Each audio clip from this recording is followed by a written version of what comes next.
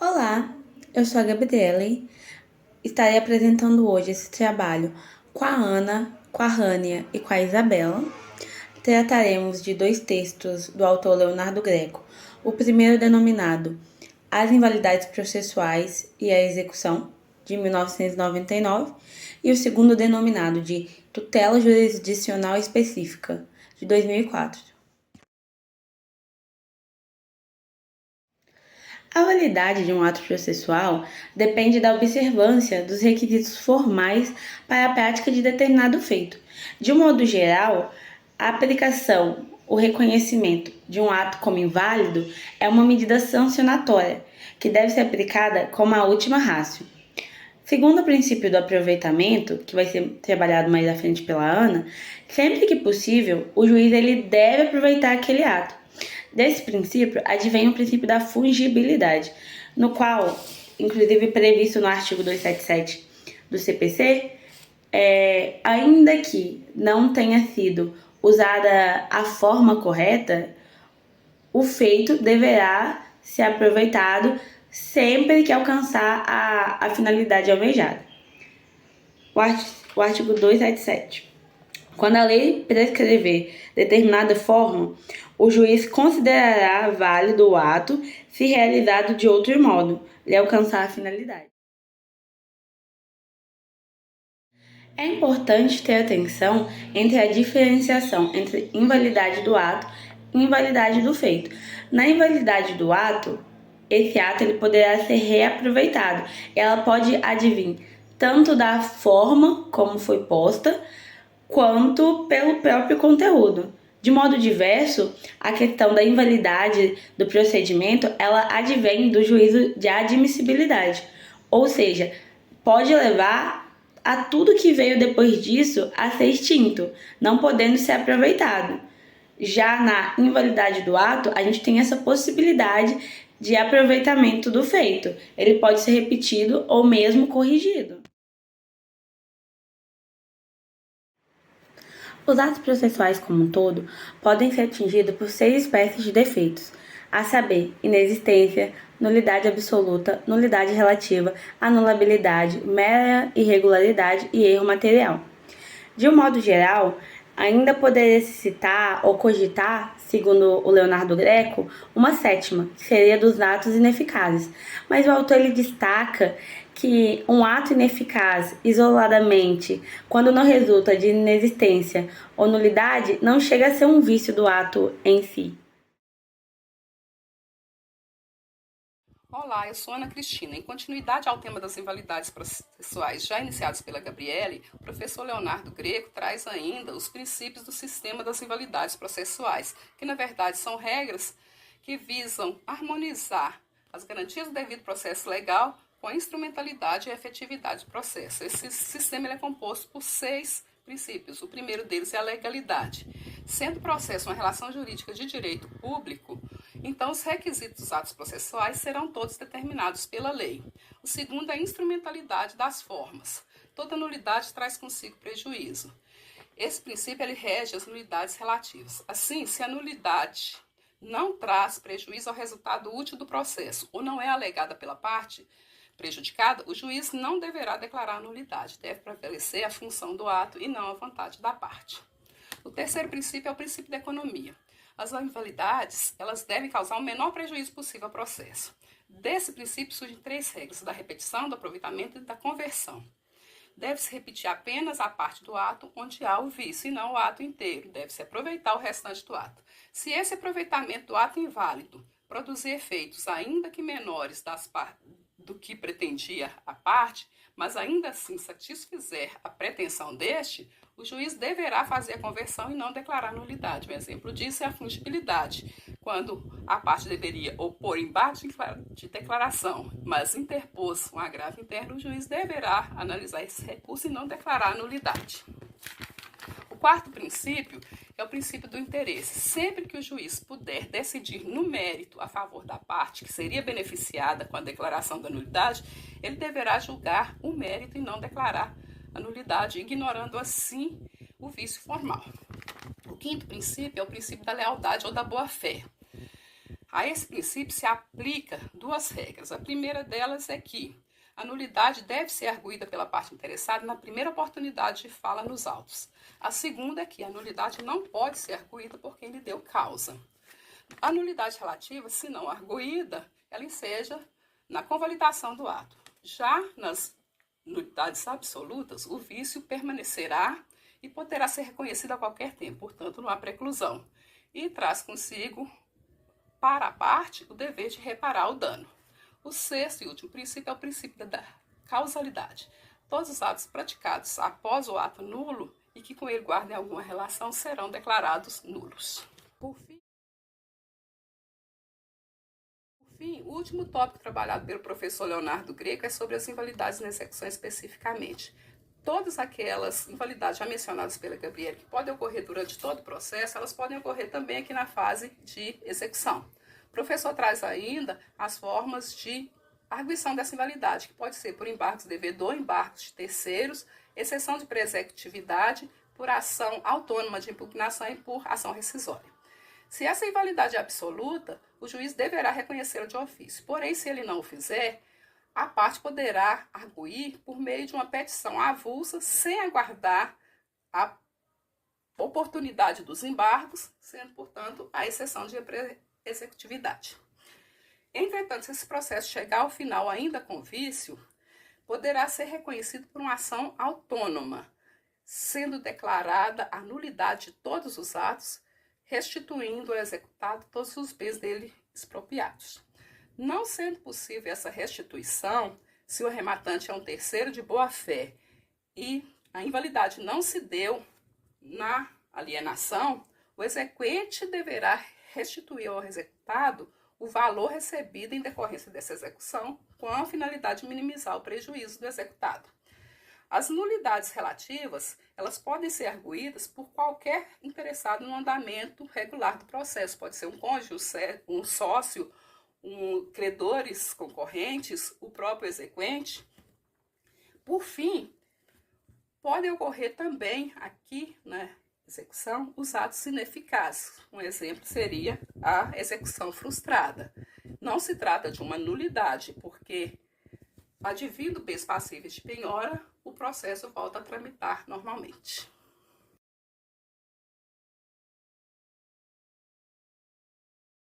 Bom, dando continuidade à nossa apresentação em grupo, o segundo artigo que será apresentado aqui é sobre a tutela jurisdicional específica, também elaborado pelo autor Leonardo Greco, publicado em 2005. Então, a gente observa que toda análise norteada neste artigo pelo autor, ela se molda justamente a partir do Código de 1973, o que posteriormente, tanto eu quanto a minha colega Isabela, iremos apresentar quais são ali os dispositivos vigentes no nosso atual Código de 2015. Inicialmente, o autor busca compreender qual seria o próprio conceito de tutela específica. A partir disso, ele traz o conceito estabelecido pelo Barbosa Moreira como um conjunto de remédios e providências tendentes a proporcionar àquele, em conjunto, benefício se estabelecer a obrigação. Basicamente, em resumo, seria uma tutela específica aquela em que o credor busca o cumprimento da obrigação em sua origem, como aquela que teria sido cumprida se o autor compreende que a tutela específica ela se contrapõe àquelas medidas, ao emprego de remédios que tendem a eliminar essa violação do direito ou até mesmo compensar de maneira pecuniária o credor que tenha sofrido diante dessa inadimplência, justamente porque ele compreende que essa tutela específica ela é aquela que vai satisfazer a prestação originária devida e pedida. Então, assim, não seria essa tutela específica aquela qualquer outra medida que não fosse aquela originariamente pedida e devida.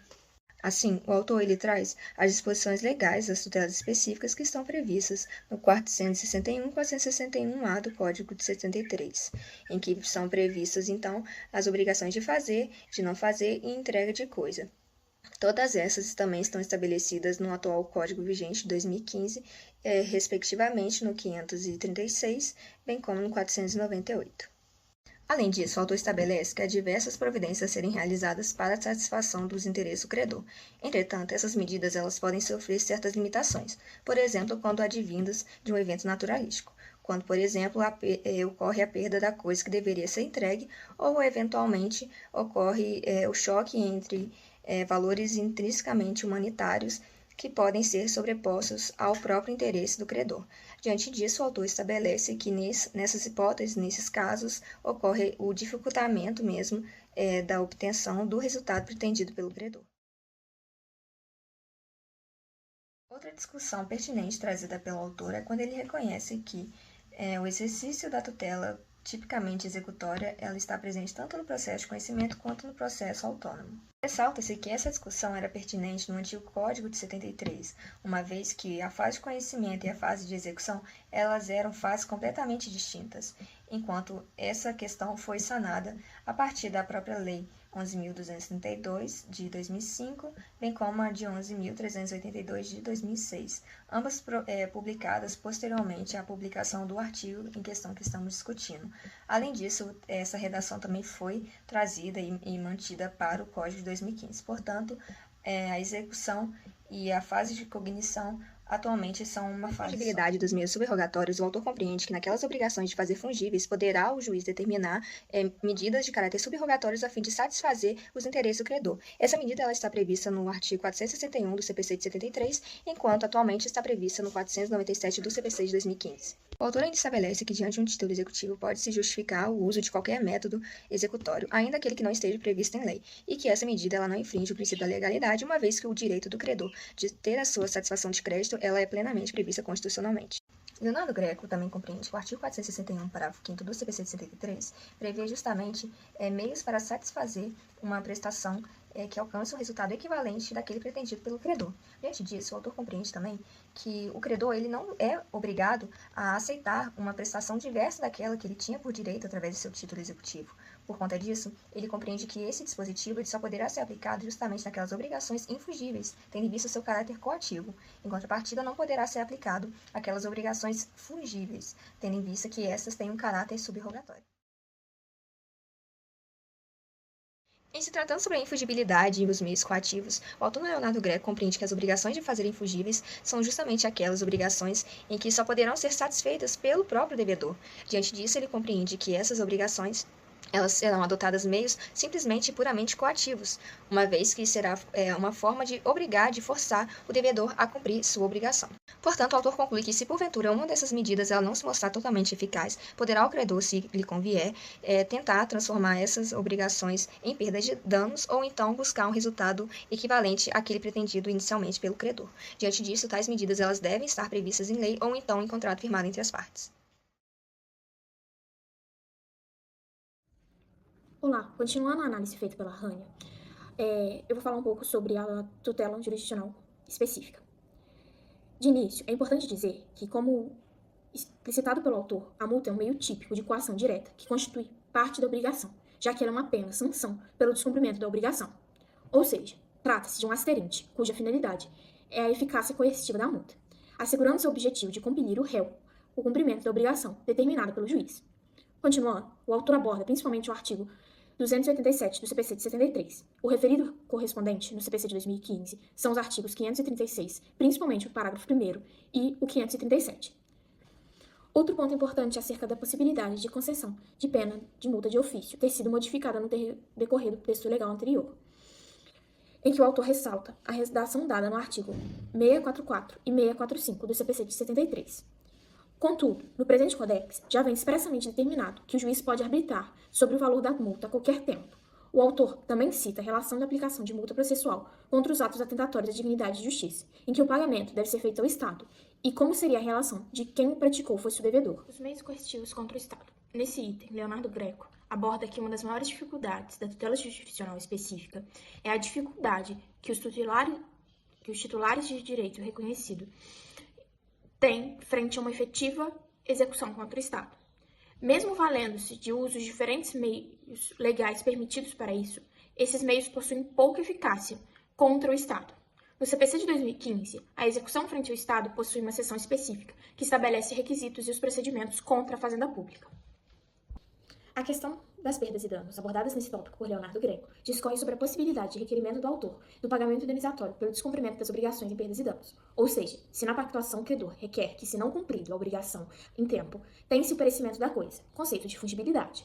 As perdas e danos devem ser liquidadas nos mesmos autos, baseadas nos valores estimados sobre os prejuízos causados, podendo ser a diferença entre o valor econômico e a prestação original ou substitutiva. A prestação de declaração de vontade é considerada uma obrigação de fazer, sujeita à execução por meio da técnica processual adequada. Essa interpretação está alinhada com o princípio da efetividade que orienta o Código de Processo Civil. O autor diverge quanto à compreensão de que a sentença é constitutiva de direito, compreendendo que as respectivas sentenças sobre têm caráter condenatório, pois condenam a perda de modo imediato. Greco encontra amparo legal no artigo 641 do CPC de 73, posteriormente no artigo 466-A do mesmo Código. Atualmente está previsto no artigo 501 do CPC de 2015. É importante ressaltar a abrangência do artigo em todas as situações de obrigação de emitir declaração de vontade. A tutela inibitória e a execução do cumprimento da obrigação de não fazer é uma proteção jurídica. Seu propósito é prevenir a violação de certos direitos, reconhecendo a inadequação da compensação após a ocorrência do dano. Essa modalidade de tutela é essencial para assegurar a proteção eficaz, especialmente quando a prevenção se torna crucial para a preservação de certos direitos. O autor compreende que, em geral, a prestação versa de modo que não poderia ser substituído. Observa a evolução legislativa, que anteriormente a temática protetiva tratava-se somente do parágrafo 5º, artigo 461 do CPC de 73, e agora possui uma disciplina própria no artigo 536 do CPC de 2015. A execução para a entrega de coisa tem como finalidade a entrega de um objeto, podendo este ser um bem móvel ou imóvel. Essa modalidade de execução se divide em entrega de coisa certa e incerta.